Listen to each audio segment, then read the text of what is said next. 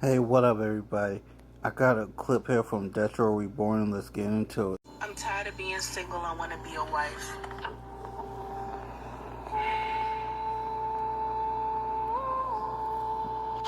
It is officially fall, which means it is also officially the start of what the unmarried call cuffing season, I'm told. That's the period of time. You're cuffed for life, I'm like cuffed I am. for life. Yeah, anniversary was yesterday.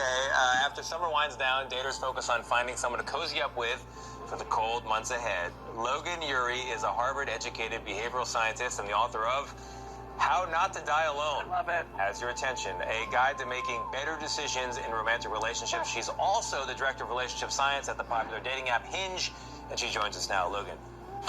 Well, it looks like CBS just deployed the Hinge asset, Logan, aka Dr. Feelgood, on the scene to serve modern women their annual dose of hope and high-grade copium. For the uninitiated, the original Dr. Feelgood was the man pumping JFK and Marilyn Monroe full of quote-unquote magic vitamins, aka pharmaceutical pick-me-ups.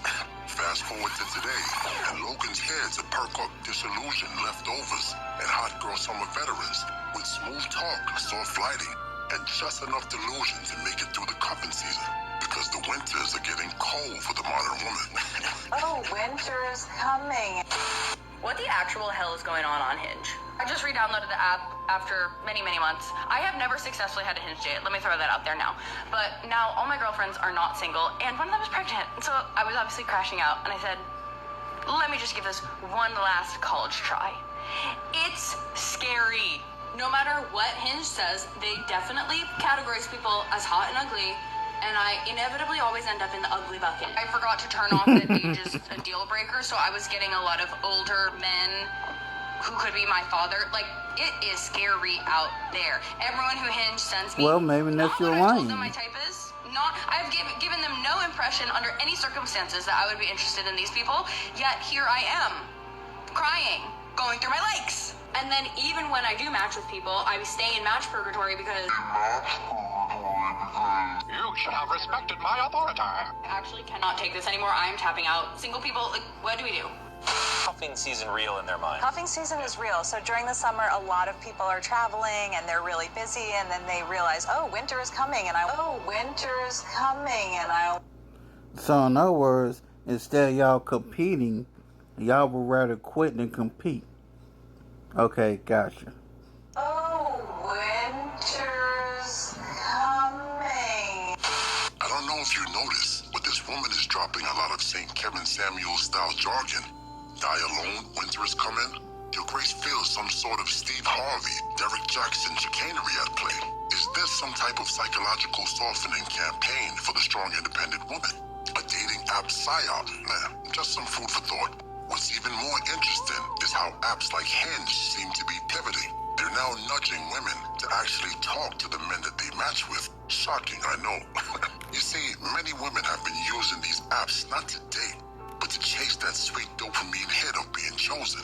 It's digital smack, window shopping for validation, especially now that real-world male attention has dried up. Thanks to the hashtag MeToo movement and minnow creeps culture, most men have decided the toxic pH balance juice isn't worth the street approach squeeze. It ain't. So Hinge adapted in a last-ditch effort to keep the engagement metrics and stock price alive. They're now trying to make women interact. But this move by Hinge will drastically reduce the amount of male attention necessary to keep the copium Ponzi scheme afloat. Too little, too late. Because a lot of men and blue book wielders have already left the building. And let us not forget, it's those very men who were footing the bill for Hinge X and Plus.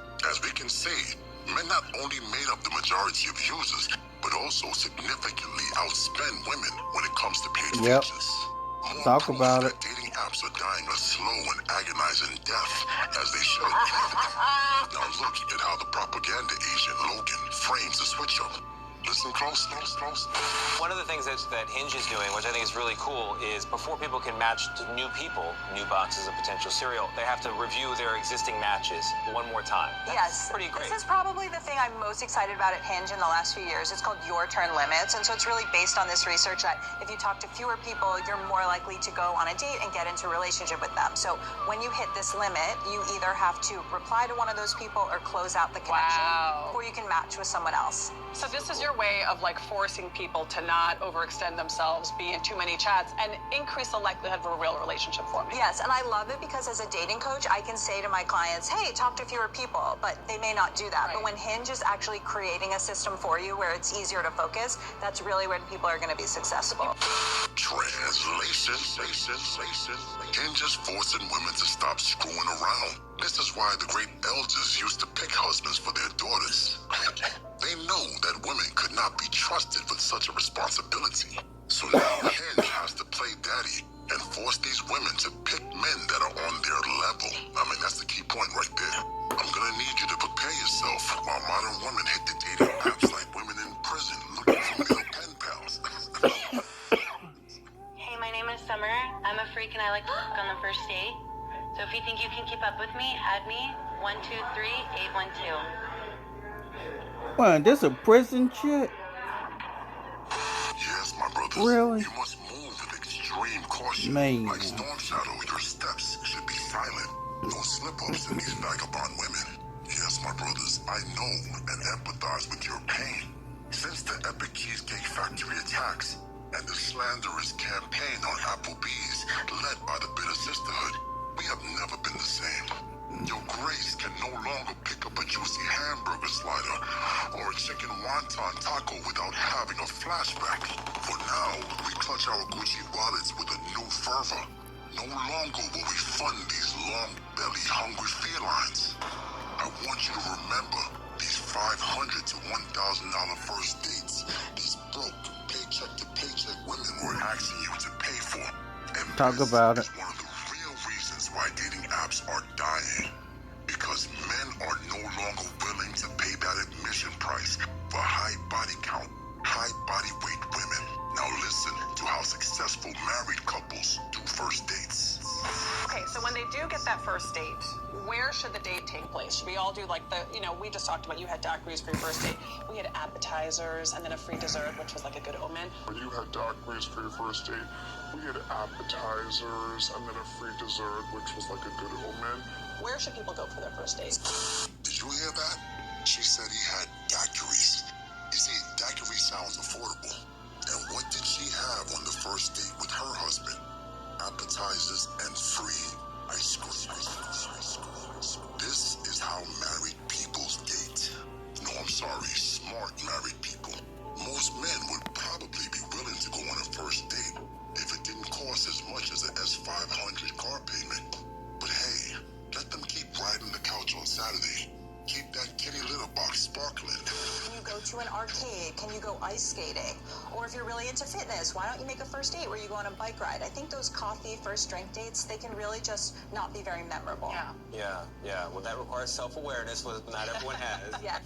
Every one of those dates shouldn't cost more than $50 to $60. Talk about it. But truthfully, these entitled, unappreciative modern women don't even deserve that.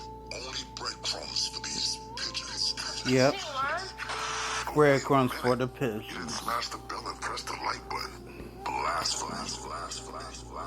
And although you will never be worthy of a monarch such as myself, Lord Destro would suggest that you poor fools at least give oligarchy a try. So, Destro.